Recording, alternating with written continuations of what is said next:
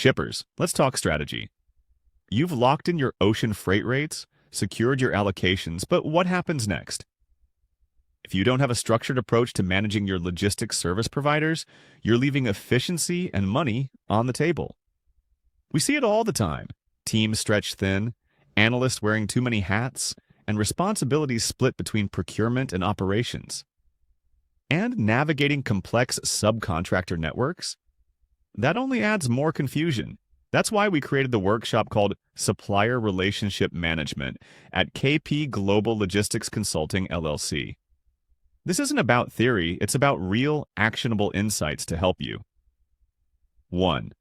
Manage logistics service provider relationships effectively. 2. Bridge the gap between procurement and operations. 3. Build supplier strategies that deliver real results. Timing is everything. Don't wait until your volumes start moving. Build your supplier relationship management program now and position yourself for success. Spots are limited to ensure a personalized experience. Reserve your place today, and let's make 2025 your most strategic year yet. Contact Kevin Parkerson for more information. Welcome to Kev Talks, Real World Global Logistics. I'm Kevin Parkerson. And I'm Kevin Higgins. Together we bring you over 60 years in combined experience in global logistics. In each episode, we'll dive into the latest industry trends, share practical tips, celebrate wins, and share stories from the logistics front lines, all while helping businesses optimize their logistics operations.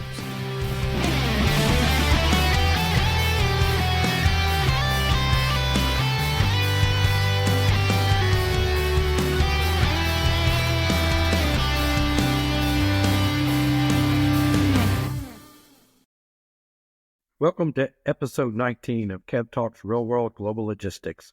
It's just the two of us, your co-hosts Kevin Parkerson and Kevin Higgins. Diving into the latest trends, insights, and stories from the front lines of global logistics. No guest this time, which means more room for unfiltered conversation, candid takes, and a little friendly banter.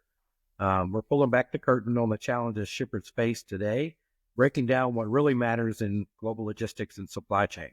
So expect some sharp insights, a few laughs, and the kind of real-world global logistics you won't find anywhere else. It's just the two of us, so trust us, you won't want to miss it. Yeah, you won't want to miss it. So welcome, everybody. Well, Kevin, let's. I kind of want to get started with the current topics of the industry today. We're recording this late February. We'll talk about it, but kind of what's in the news right now is leading up to TPM.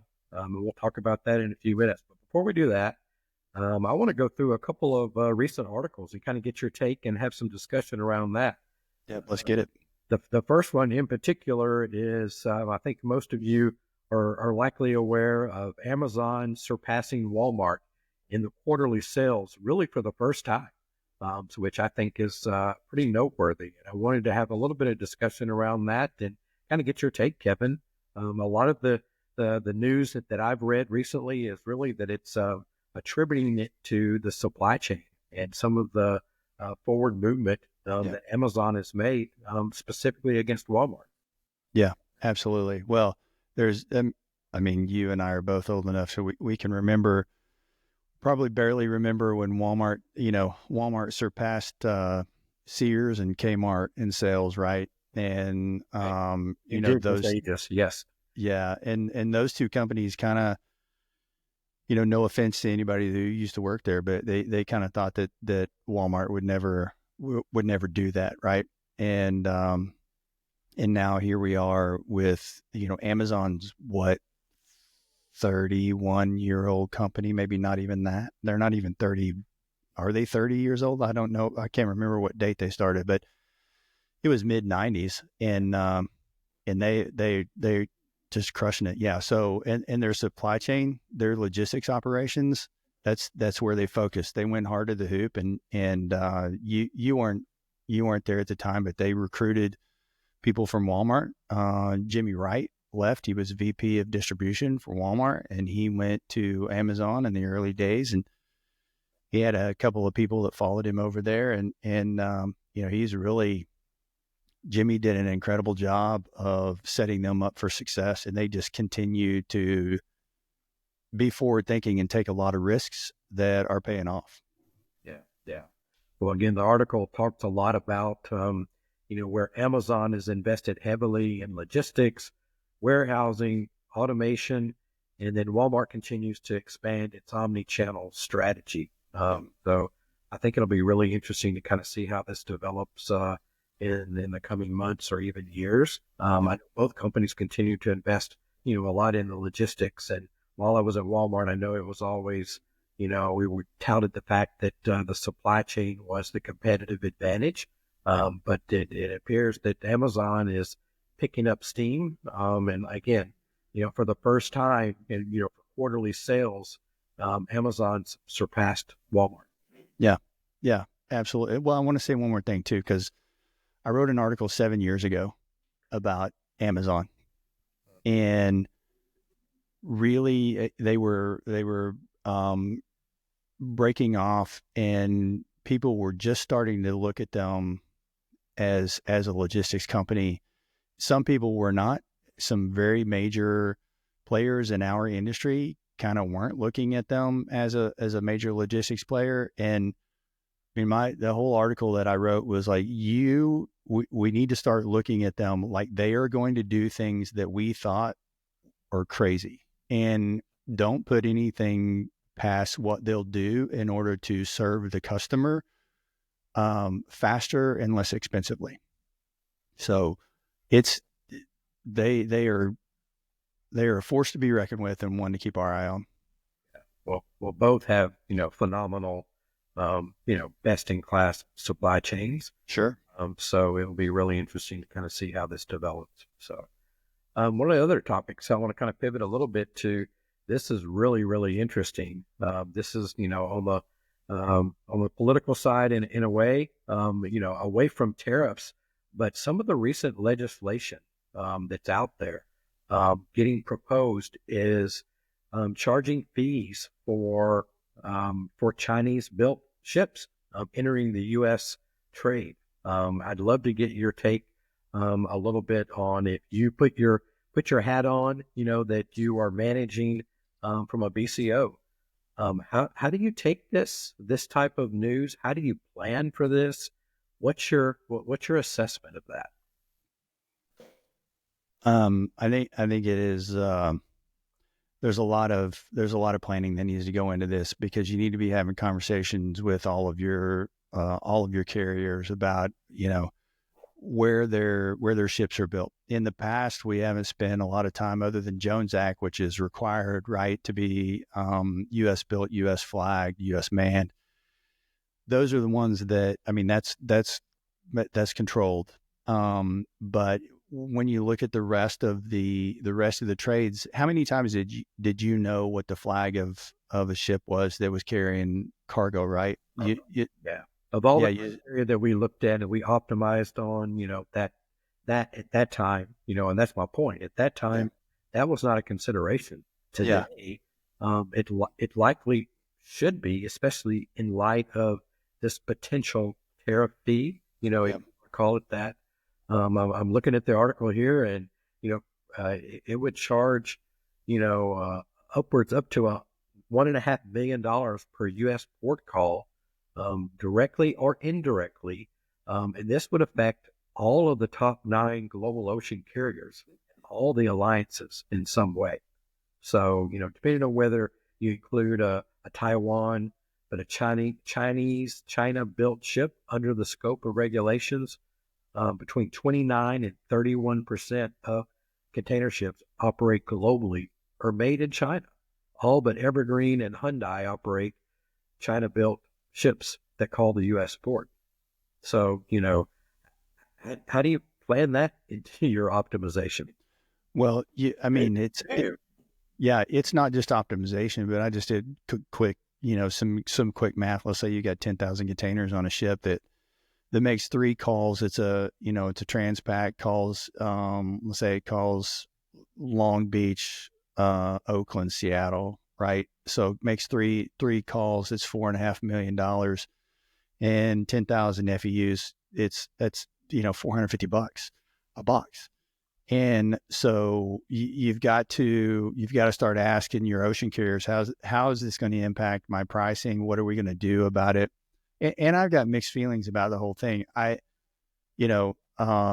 It's expensive. It's going to cost money, but at the same time, you saw Secretary of State Rubio on the news this morning, and he was talking about how we've got to get better shipbuilding capabilities here in the U.S. And he gave a statistic, which I haven't fact checked yet, but he was saying Chinese can build 10 ships in the time it takes us to build one.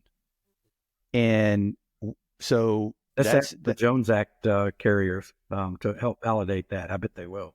Yeah, absolutely. I know that they will. And I think that, those are things we're trying to get these things back to the country, back to, where ships used to be built here. We had, great shipyards. I know some older people when I was young in the industry who used to work in the shipyard. So I don't disagree with the intent to, really enhance our shipbuilding capabilities, but you've got to start having this conversation with your ocean carriers right now. I mean, you're in the midst of, if you haven't already finalized your ocean contracts. So you've got to be having this conversation. So Kevin, of my many, many years in the industry, I would say 90% of my time was spent contingency planning. What do you think about contingency option? Let's say this is in place. It's only U.S. ports. Again, what about calling a Canadian port? Let's throw out Vancouver, Prince Rupert. Establishing a rail network from those entry points to somewhere in the U.S. Is that viable? Is that something you would recommend? Is that crazy? I think you should. I think you should have had Prince Rupert on your radar already many, many years ago, and that's got to be part of your overall process. We were looking at that a long time ago, and I think post my time at the company, then that happened. But I think this administration, and again, this is Kevin Higgins' opinion, this administration is playing such a game of chess. They see a large shift up there.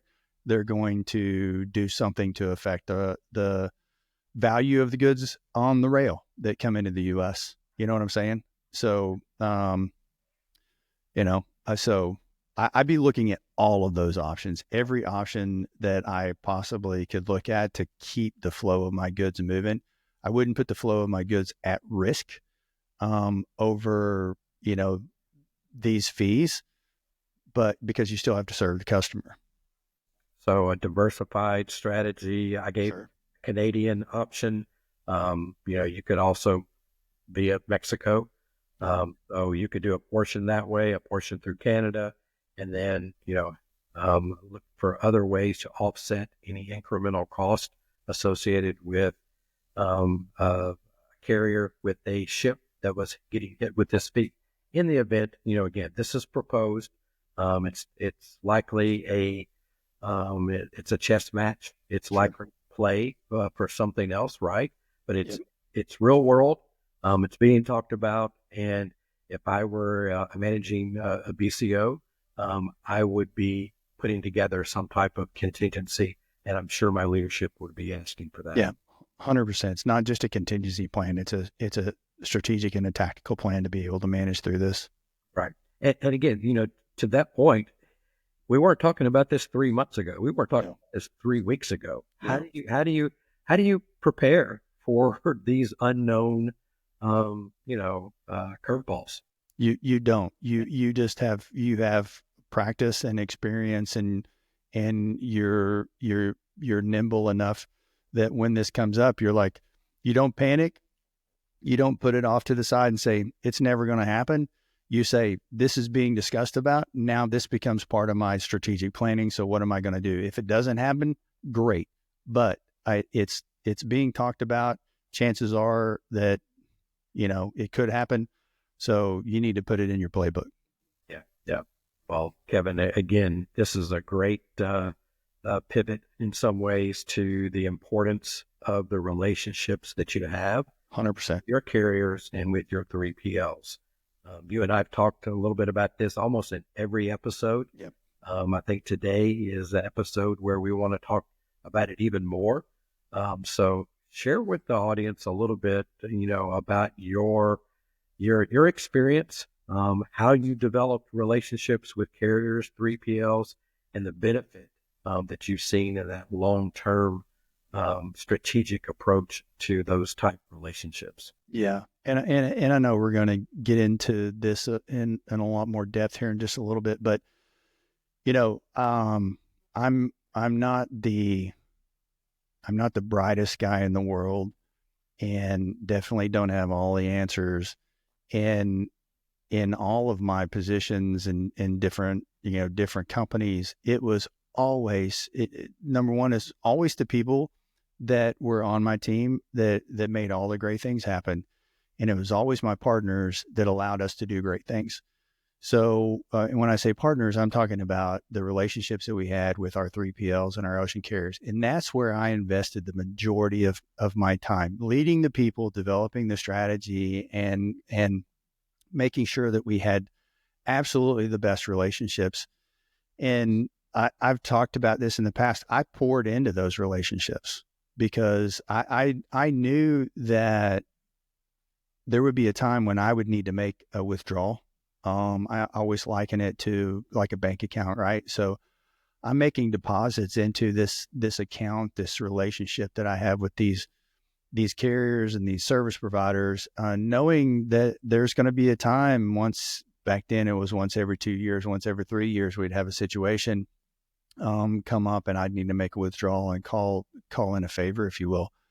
But if you're never putting into that, then you're not going to get anything back. And so I invested every year, flew around the world and went to all their headquarters and spent time with them. And we had quarterly meetings, and then we had an annual meeting, and, we got to see them on their ground. They came to our ground, and, we just invested in those relationships. And without those relationships, we wouldn't have been able to do the incredible work that we did, that we saw, that allowed the growth of the company. So I'm a huge supporter, and I was very sad it's been quite some time now, when I saw ocean carriers and not so much 3PLs, but the ocean carriers started dialing back their customer advocate teams, if you will. And they weren't putting the resources into really supporting their customers from that regard. And then the BCOs and the exporters and the shippers, they started dialing back how much they gave into them. So it created a situation where the relationships were not that great for a period of time. I think they're getting better, but I would tell all of our listeners on both sides, whether you're a service provider or whether you're a shipper, you have to pour into those relationships. Yeah. Yeah. And there's a real benefit, in what you're saying. And I use this in my consulting business. I can go through, with the client, the benefits of strong relationships with carriers and 3PLs, and it's easy to share the experiences where I've seen cutting cost. When a company employs the right 3PL solution, operational efficiencies increase. Leveraging the right technology, communicating freely between all parties, it saves money and time. There's proactive decision making. When shippers maintain strong relationships with the carriers and 3PLs, they can move from being reactive to proactive. And then visibility. The right 3PL provides an end-to-end visibility to all supply chain operations, which in turn allows shippers to provide, more accurate data to carriers. By achieving that visibility, businesses can, derive meaningful insights from the data and use it to adapt to the ever-changing market conditions. And they just added expertise, working with a reliable 3PL along with carriers. Businesses uncover quite a few operational inefficiencies that can, help address, and improve the streamline of their supply chain. So, those are all the benefits that I see, and like you said, pouring into that relationship. It can be, it's a process, just like with anything. It's a long process, but there's huge benefits associated with that if it's done in the right way.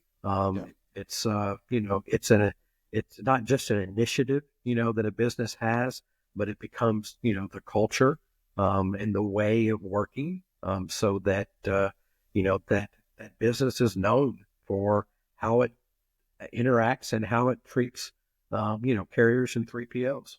Yeah, absolutely. So let me ask you this: you go back 25 years when you came to Walmart from a domestic transportation platform, right? So you came from JB Hunt, you came into Walmart, Jones Act trade, right? You never seen a ship, been on a ship, anything else like that. So who helped educate you? Who helped make you, the person that you are today?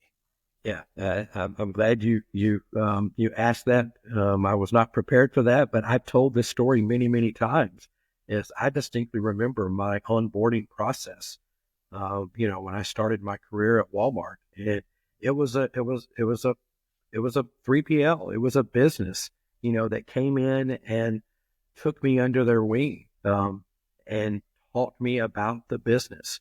And it was in a very nonpartisan, approach. It was educating me about maritime business. I had great mentors, within Walmart as well. But, it was a service provider that came in and taught me about Jones Act. It's a different beast. It's not it's not the typical. I had to be educated about the Jones Act and why, and then the inner workings of that supply chain. But it was a service provider that really poured into me, and invested in me, and did it benefit them? In some ways, and maybe it did.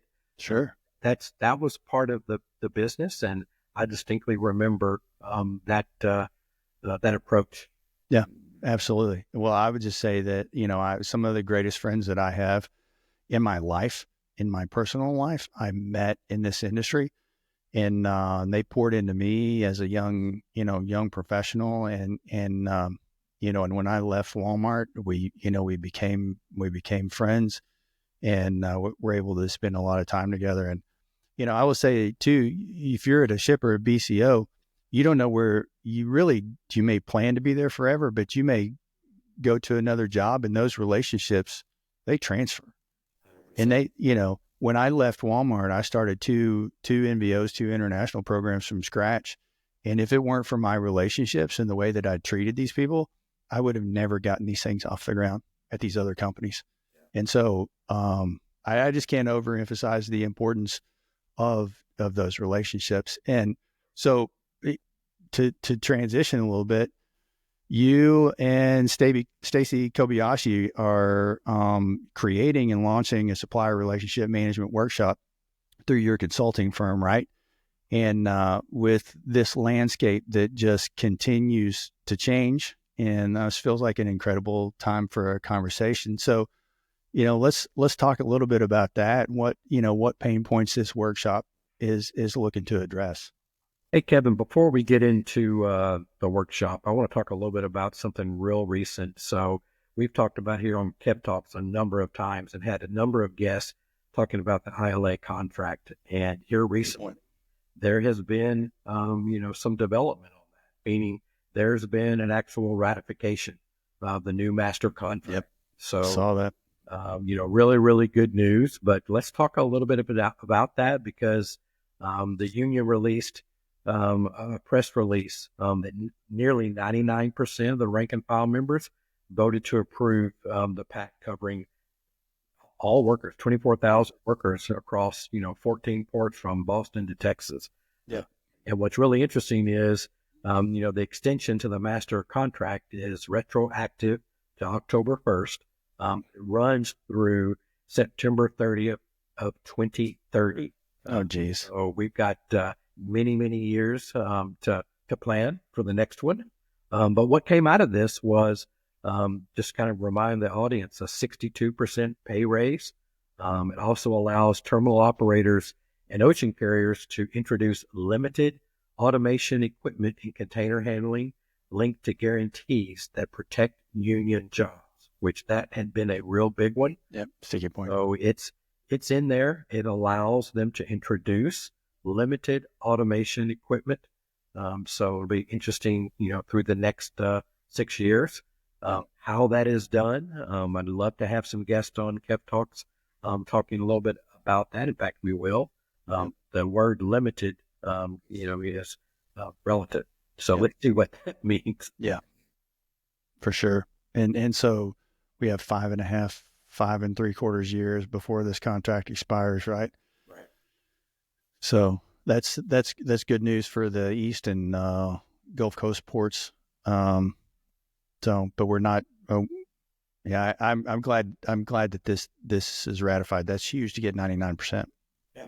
So it's a done deal for the East Coast. But what's interesting is it in some ways sets the bar for future negotiations for the ILWU, in which that contract for 29 West Coast ports expires, drum roll, July 1st of 2028.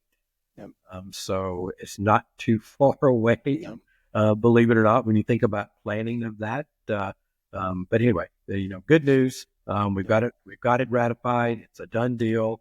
ILA is no longer an issue that BCOs need to be concerned about. There are plenty of things, but ILA is done. Good news. Next time we talk about the ILA contract and contingency planning, or not even contingency planning for it, but planning for the expiration of the contract, I'm going to be sitting on a beach. And that's my plan. I'm sure you will be. Yeah. You will be. Garçon, bourbon. So with that, I apologize for getting out of order earlier. Tell me and tell our listeners and viewers about this workshop that you and Stacey are working on. Yeah. So Supplier Relationship Management workshop offered through KP Global Logistics Consulting. It's really, why now is the right time, for shippers to be thinking about supplier relationships and strategies. Mm-hmm. The ocean freight market's ever evolving, fluctuating rates, geopolitical risks make it, ever important to build strong, adaptable supplier relationships. These post negotiations is when the real work really begins. Making sure that the terms that you fought for translate into reliable service and operational efficiencies. This workshop will help shippers move beyond that transactional deal, establish collaborative, long-term partnerships that deliver value beyond just cost savings. So I'm really excited about, using my background, my experience, Stacey's background and experience. There'll be a lot more information coming out on social media and things of that to share a little bit more about the details behind it, and a little bit more of my background and Stacey's background and why we're passionate about this topic. Yeah, no, I love that. And what you said is that, and I will emphasize that work isn't over when the contract is signed. The work just begins when the contract is signed, and that's when the two parties and the relationship skills really get put to work. And that's you can't just sign a contract and walk away and then come back next January, February to start negotiating your contract for May 1. It's you got to be ready, and there's zero surprises. You've got to put in the work, both sides. Yeah. Now, Kevin, if you stop, this is what we always say: if you stop at the contract signing, you really miss the opportunity to shape how your logistics service provider will execute the plan. So contracts define the what, but supplier relationship management defines the how. So without ongoing engagement, you really risk service failures, missed KPIs, and losing leverage, in future negotiations. Yep. That was going to be my question. What are they missing if they just, if they stop at the contract? Yeah. I mean, operational risks include a lot of things, Yeah. communication, inconsistent service levels, Yeah. inability to adjust to the ever changing market shifts. So Yeah. this workshop really equips, the participants with frameworks to maintain, continuous alignment with your logistics service providers, making sure everyone's working hard on the same goal, the shared goal. Yeah. Yeah, absolutely. Critical. So what are some of the other things that you guys are addressing in there? Yeah. So, the workshop focuses on realigning partnerships, optimizing performance. What does a good supplier relationship really look like? That means having a structured process for communication, performance reviews, continuous improvement. Mm. It's about moving from reactive to proactive, anticipating issues before the impact, it impacts operations, ensuring that your LSPs are true partners in your business goals. You mentioned I got two follow-up questions on it. You mentioned LSPs and how important do you feel that like your origin cargo managers and your destination cargo managers and your LSPs in general, how important is it for them to also be a part of the relationship, not just the BCO, the shipper's relationship with them, but everybody, ocean carriers, drayage carriers, origin cargo managers? How important will you guys be addressing the importance of, kind of that collaborative relationship among all parties? Yeah. It's key to treat incumbents, new providers as strategic partners, not just vendors. So this means setting clear expectations up front, fostering open communication, continuously evaluating performance. Incumbents bring familiarity, and historical knowledge, while new providers offer, in some ways, innovation, competitive tension. Both can play a role in a really healthy logistics strategy. Yeah. Last follow-up question on that, but I may have another. So I get editorial preference here. How do you feel? Because it was something that I was pretty passionate about in my former roles. How do you feel that like recognition of Carrier of the Year, Service Provider of the Year, those types of awards or recognition, how are they with relationships? Yeah, I think it can be, a component of how you conduct yourself, with the service provider. But it shouldn't and it doesn't, drive the full relationship. So I think, recognition, everybody loves to be recognized for good work. But the recognition really comes with the success of the business, of getting the product to the end customer in a cost-effective way. And that's really, the recognition that everybody gets. But I think those, the awards, those things, those are important, as you develop the relationships, but not the key component of it. Yeah. I mean, I think they're a part of it. How about diving into, understanding what the customer's objectives are, right? Because a lot of times we hold information really close to our vest, right? And we're not like super transparent with, okay, well, these are the things that I've got to accomplish this year, right? So we want to take a day out of the supply chain, or we want to be, 97% on time at whatever location that is. So what would you say in this to this supplier community, to the community in general, about sharing information? Yeah. I mean, it's ultra critical, right? I mean, this is a relationship. Yeah, I think so. Yeah. I mean, being able to listen, right? We all have different relationships, through our work and life. And the key component in many of those of successful ones are having the ability to listen, and having a relationship that you can have that type dialogue and understand the challenges, understanding how they're going to be measured, all of those components. And, this workshop shares a lot of the experiences that Stacey and I have had, and where we've learned things that do work, things that don't, and how those can be customized for your business. So I'm really excited about, sharing our experiences, our knowledge, compiling all of it into, a workshop, and share it.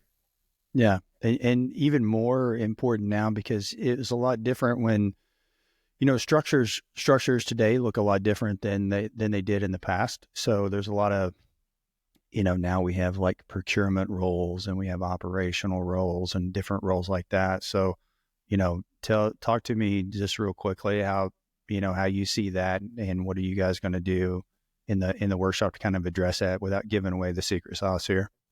Yeah, and I definitely don't want to give away the secret sauce, but I think, every aspect of, and that's the beauty of this, Stacey's decades of hands-on experience in global supply chain, a deep understanding of supplier dynamics across industries, and then mine, bringing that collaborative approach, and expertise in aligning, all cross-functional teams, complement, the focus on strategic procurement and performance management.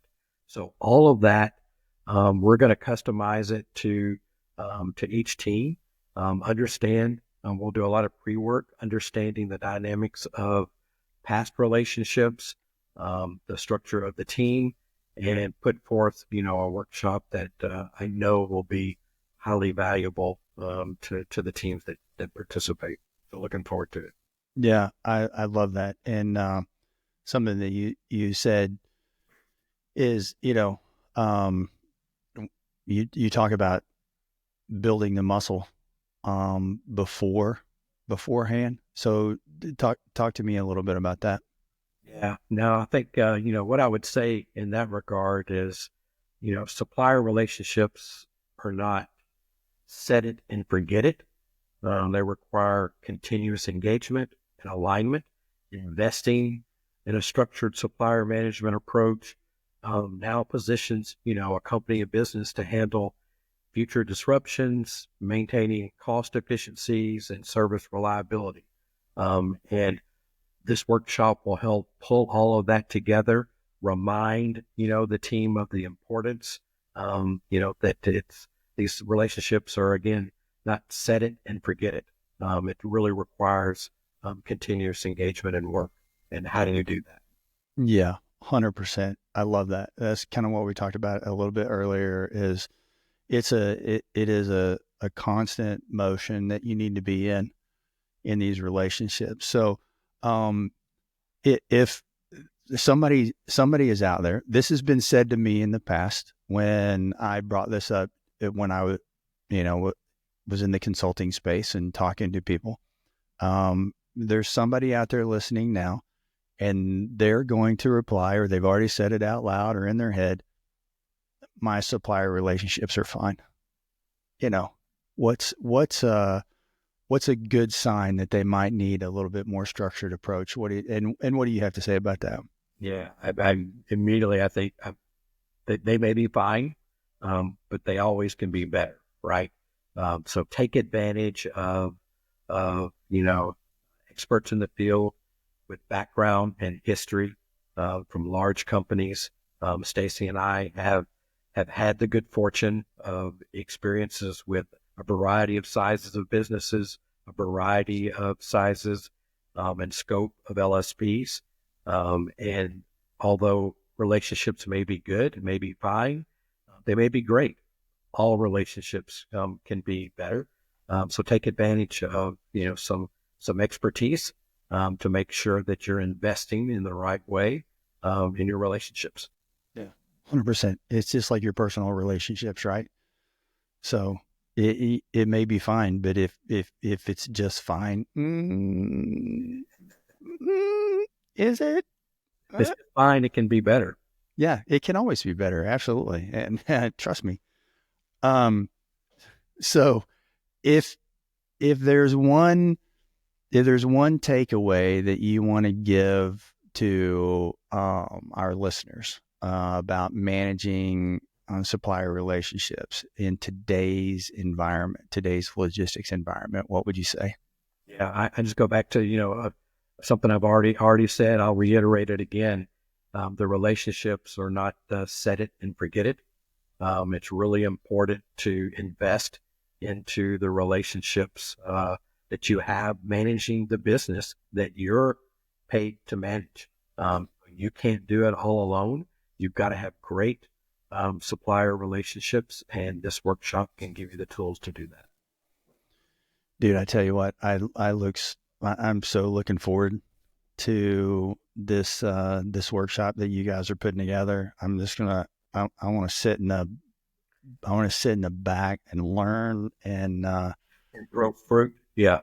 yeah, and make faces and all of that kind of stuff. But it's very clear that supplier relationships aren't, as you would say, set it and forget it, especially in this environment, especially in ocean freight. So, I mean, if our listeners, if you guys are, if you're navigating complex negotiations or managing multiple roles across your logistics teams, this workshop sounds like a smart investment for long-term success. So if anybody wants to learn more, they want to get more involved, what's the best way for people to connect with you and Stacey to get involved in this workshop? Yeah, real easily. The first one is reach out to us on LinkedIn, or you can, contact me and get on my calendar for KP Global Logistics Consulting at kpglc.com. So feel free to reach out, put some time on my calendar. We can discuss, the needs and a little bit more details behind the workshop. Dude, or they can comment here, or they can do, send us a comment somewhere else. But I would encourage everybody who's listening to, at least if you don't participate in the workshop, which I would encourage you to do, because KP is going to put together some incredible material. If you don't participate in the workshop, then, rethink your relationships, make them a priority, focus on them, because they will pay huge dividends to you and your organization every day and into the future. Do you have anything else you want to add, KP? You got want to talk about some stuff that's coming up?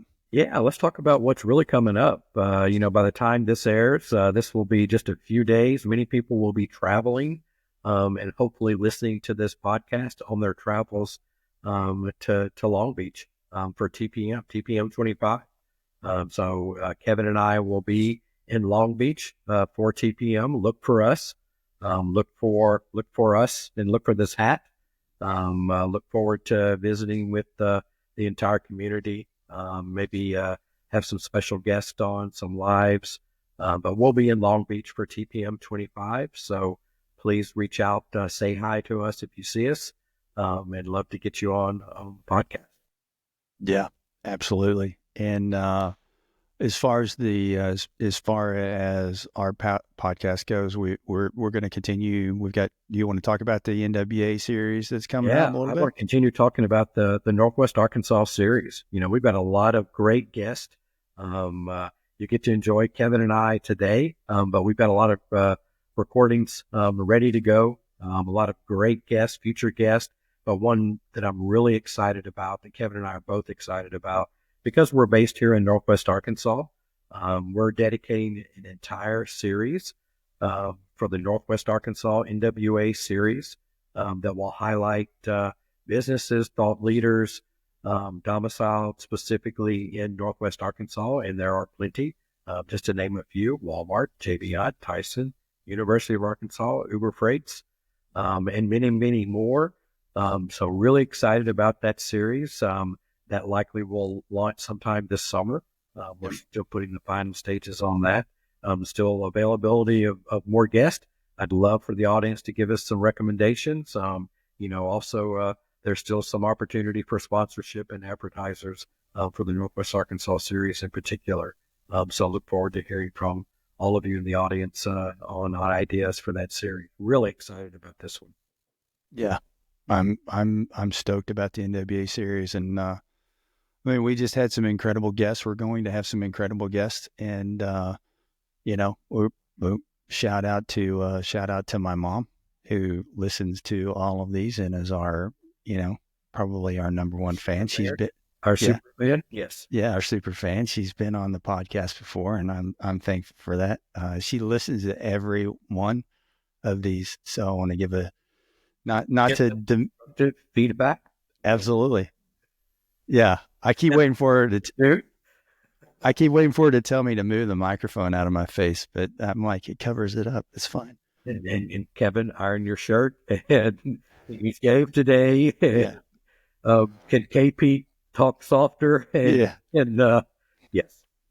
Got to love that. But I do, before we go and before we exit out of here, it's something that we haven't done. This is episode 19, and I've failed to do this on every episode.